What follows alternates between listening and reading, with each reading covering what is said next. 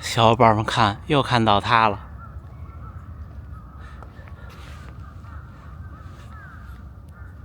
现在是5点37。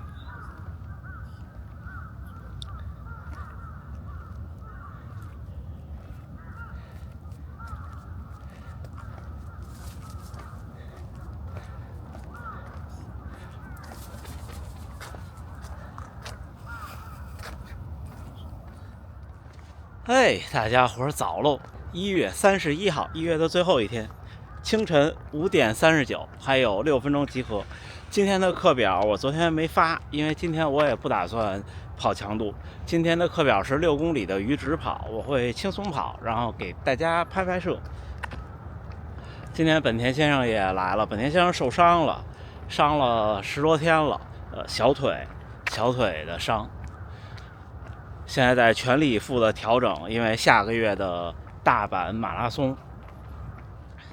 你要说30-40岁的年纪，40多岁的年纪，在生活中不算什么现在，但是在马拉松赛场上确实是不年轻了。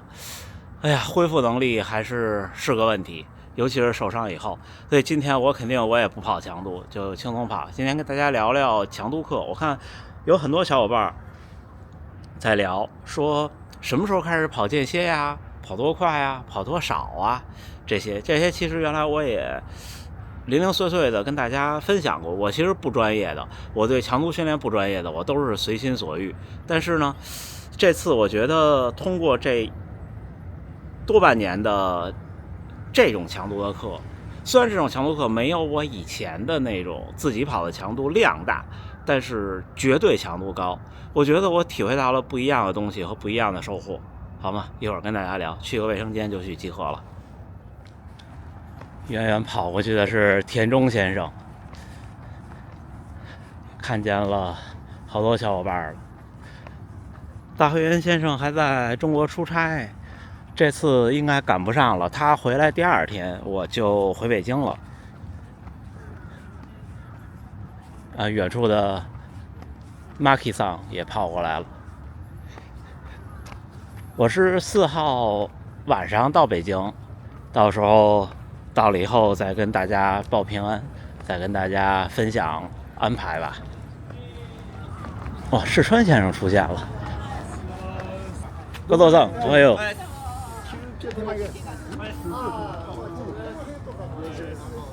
いや、ちょっと見てたらスピード乗ってへんから。市川さん、おはよう。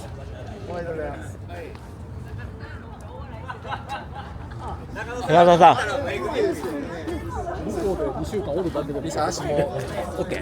ちょっと痛い。ちょっと痛い。そう。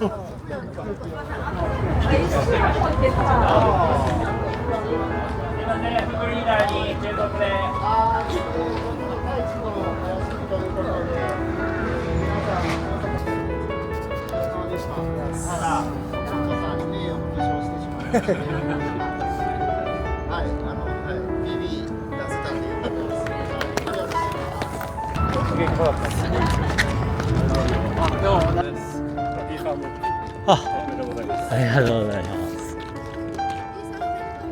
ありがとうございます。ありがとう。マイコちゃん相変わらず硬いね。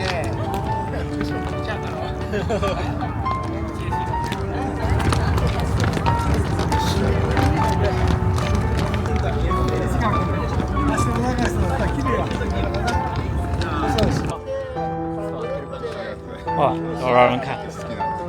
いいっすよね。野口先生的 Alpha Fly。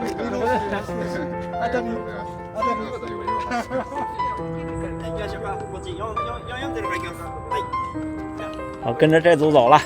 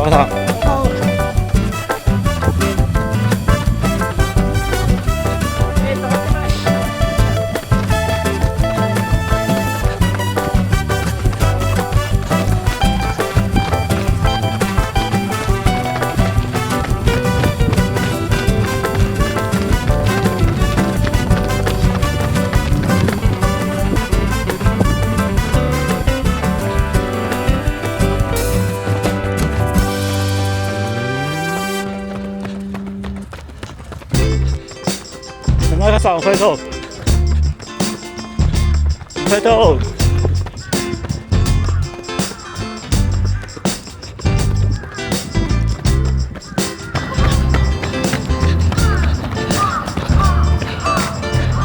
ナイスワンファイト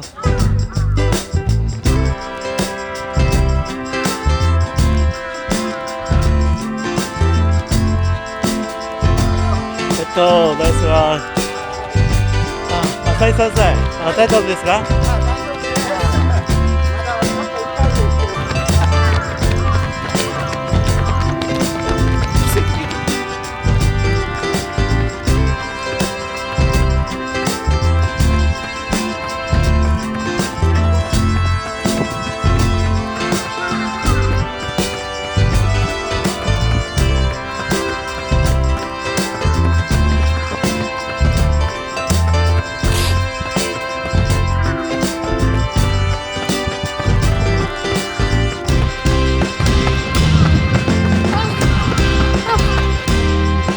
赤さん、ファイト。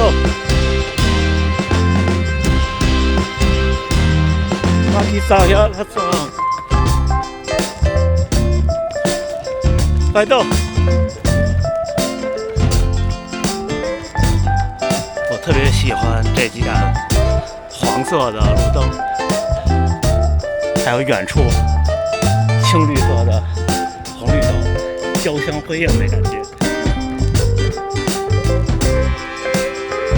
Nice one, ファイト。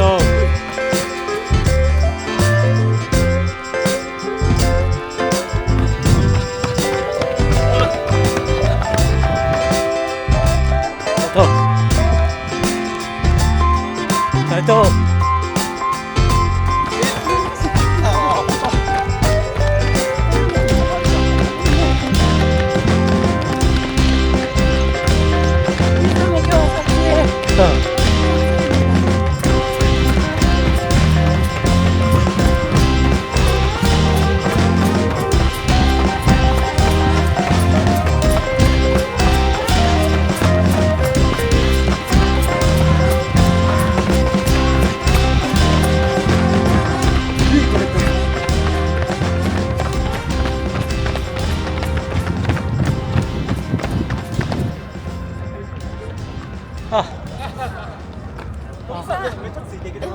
わあ、ありがとうございます。ありがとう。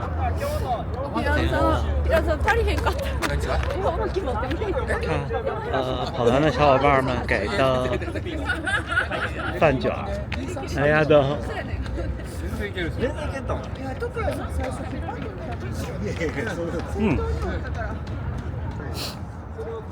我不知道这个吃的学名叫什么，知道小伙伴可以告诉我一下。挺好吃的，挺好吃的，是米饭里边卷了各种的蔬菜，还有肉，应该外边是海苔，然后卷成一个长卷，然后切。特别喜欢眼前这个烘焙店这种，就是天还没有亮，微微亮，然后橙黄色的灯光，然后里边有在准备咖啡和面包的店员。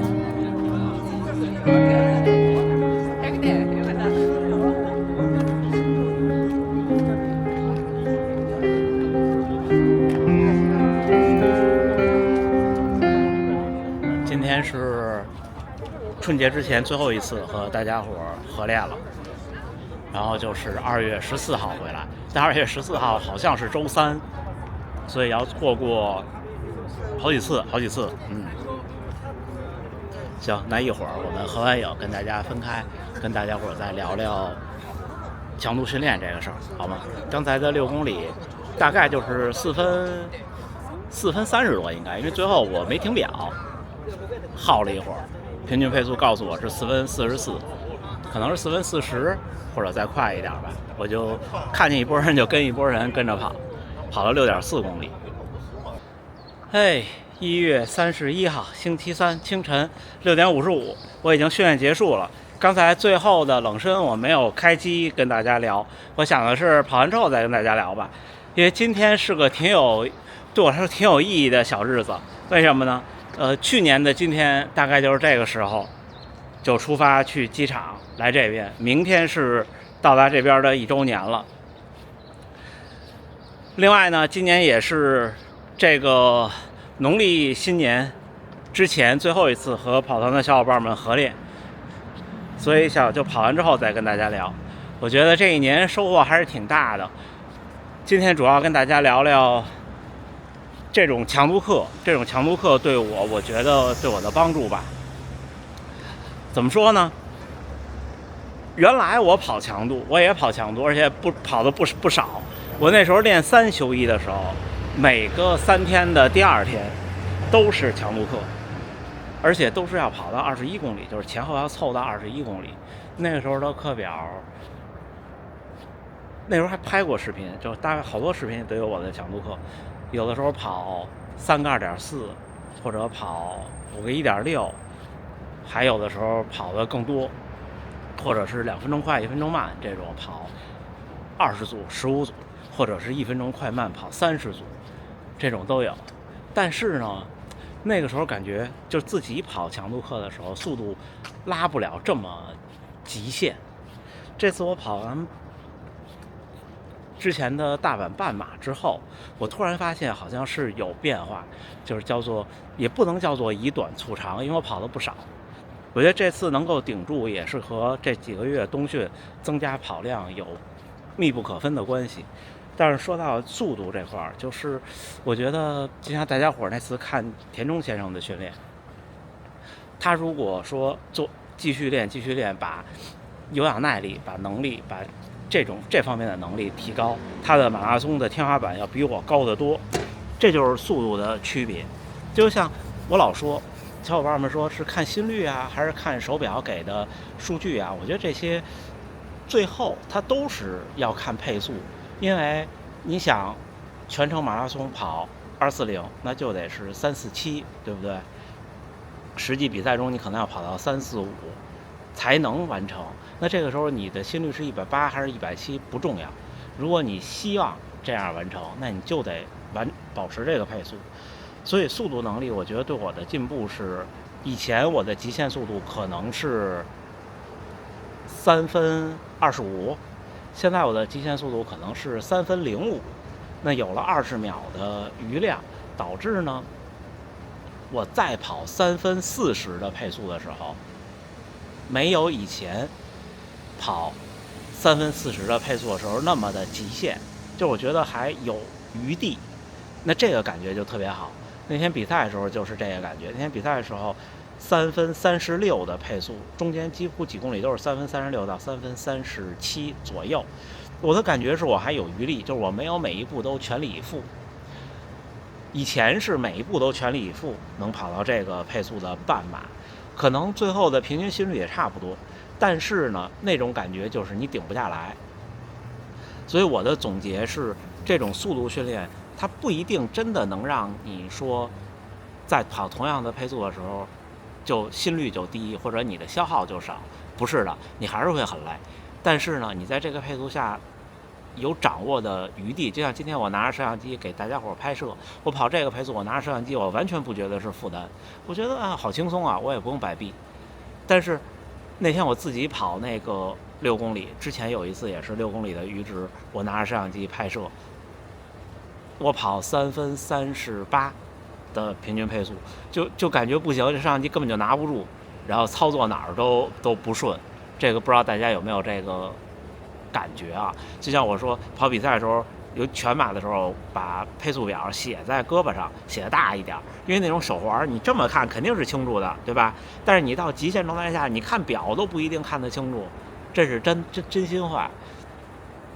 所以就是掌控力吧，提升自己的天花板，也是提升能力的一部分。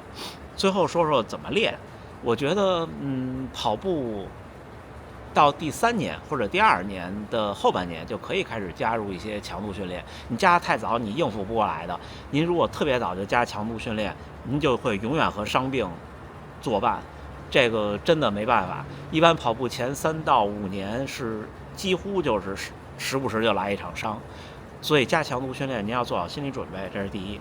第二呢，强度训练先怎么加？我的建议是先跑间歇，不要一开始就跑变速。就是我的意思是说，组跟组之间是完全休息，您就组跟组之间就别慢跑了，那个强度也不小。组跟组之间完全休息，怎么跑呢？一开始可以，如果您有操场、有田径场的条件，您可以300米一组那么跑，就是你跑一个弯道2个直道的300米，然后呢走一个弯道，走这个弯道啊有个小窍门，我们等这辆车过去。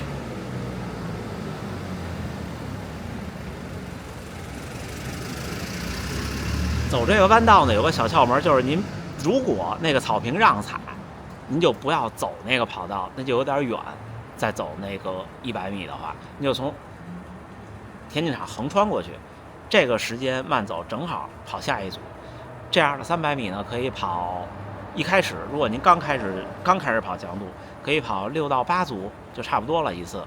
怎么跑这300米就全力以赴，你也不用想说我控制到一个配速，您控制不到的。就像现在，如果你让我自己跑3分45的巡航，我不一定做得到。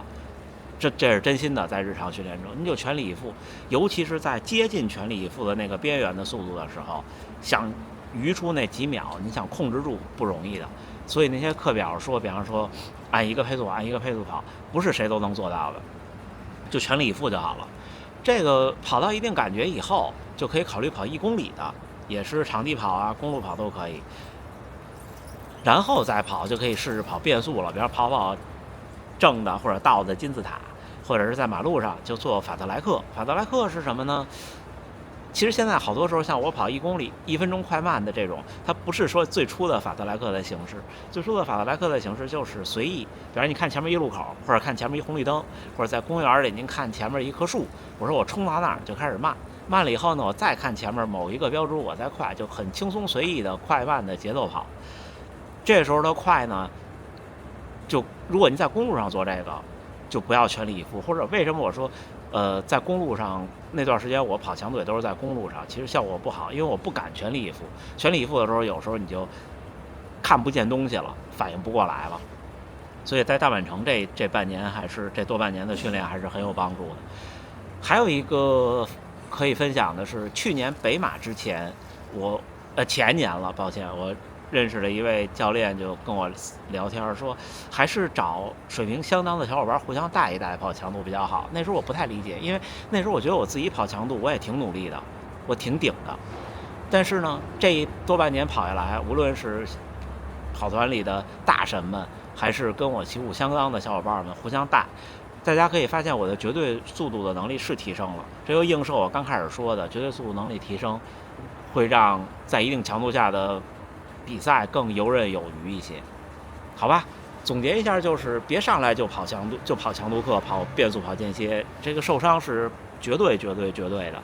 有一定的基础以后开始练。对于一般人来说，无论跑变速还是间歇，如果是在安全的地方就全力以赴，在公路上呢就跑到行与不行之间差不多就行了。有条件的小伙伴，或者真的我想往前走很大一步的小伙伴，就是找一找旗鼓相当的朋友，可以互相的带一带，一人带一组这种，有人带的感觉不一样，做好受伤的心理准备就好了，好吗？那最后还是祝大家能努力生活，健康平安。周六的时候还是下午跟大家有一场直播，好吗？那就这么着，咱们一起继续加油冬训，加油干，咱们明儿见。